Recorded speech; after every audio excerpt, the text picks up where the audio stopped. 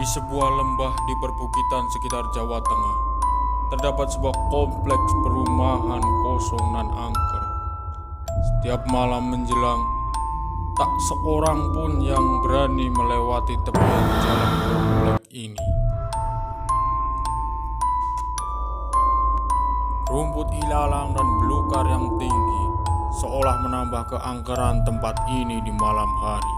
Bahkan sosok-sosok gaib yang ada di tempat ini tak segan untuk menampakkan dirinya di siang hari. Berawal dari pembangunan komplek ini yang konon kabarnya bekas lahan kuburan tua di lereng sebuah bukit, dibangun pada awal tahun 90 dan selesai tahun 96.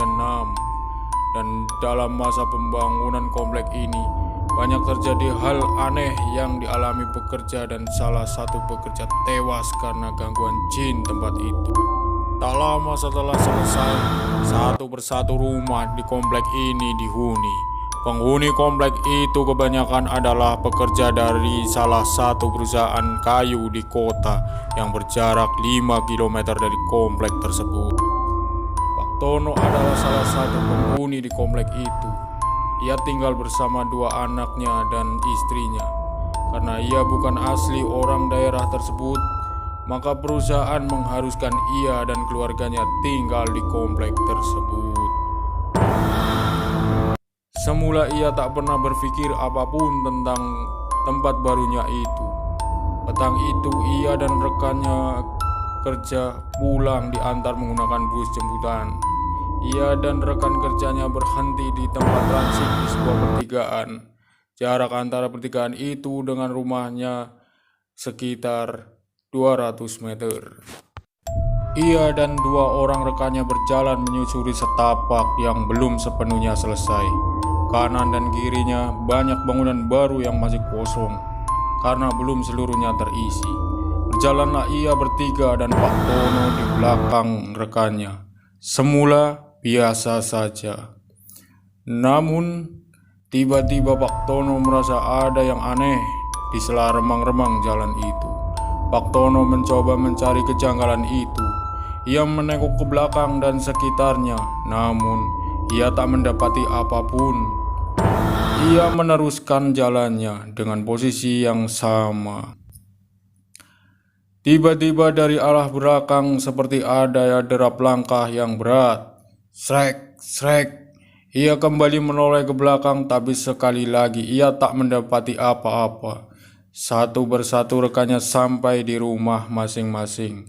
Tinggal ia yang belum sampai karena rumahnya yang berada di ujung jalan itu. Tak lama ia sampai di rumahnya. Sayup azan maghrib bergema. Ia sedikit beristirahat di depan terasnya sembari melepas sepatunya. Saat ia beranjak membuka pintu, tiba-tiba ia mendapati bau tak sedap. Lantas ia mencari sumber bau tersebut. Dan alangkah terkejutnya ia ketika melihat sosok pria tinggi besar, berlumuran darah dan tanpa kepala. Sontak ia pingsan di depan teras rumahnya. Tak lama istrinya keluar dari rumah dan terkejut melihat suaminya terbaring pingsan di depan teras.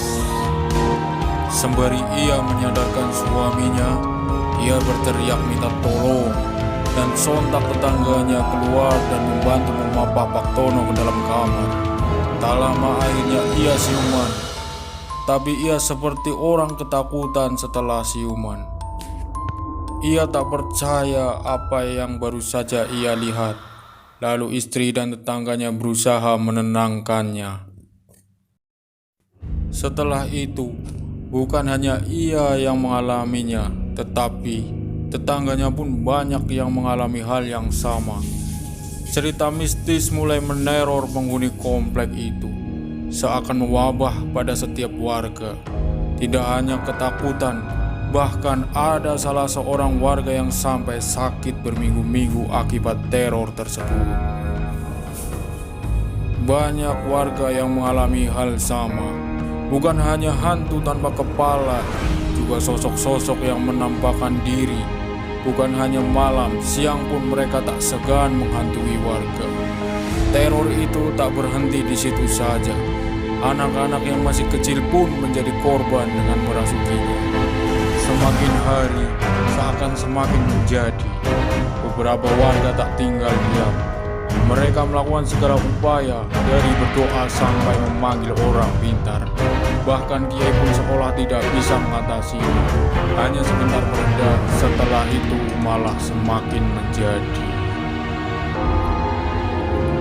Teror semakin serius dengan adanya mayat wanita tergeletak di depan rumahnya. Sebelum meninggal, ia mengalami kerasukan hebat dan berlangsung beberapa hari.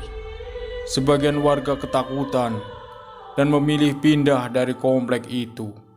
Tapi sebagian masih ada yang bertahan. Pak Tono dan beberapa rekannya adalah warga yang masih bertahan di situ. Walau ia dan keluarga sudah sangat tidak nyaman atas teror itu.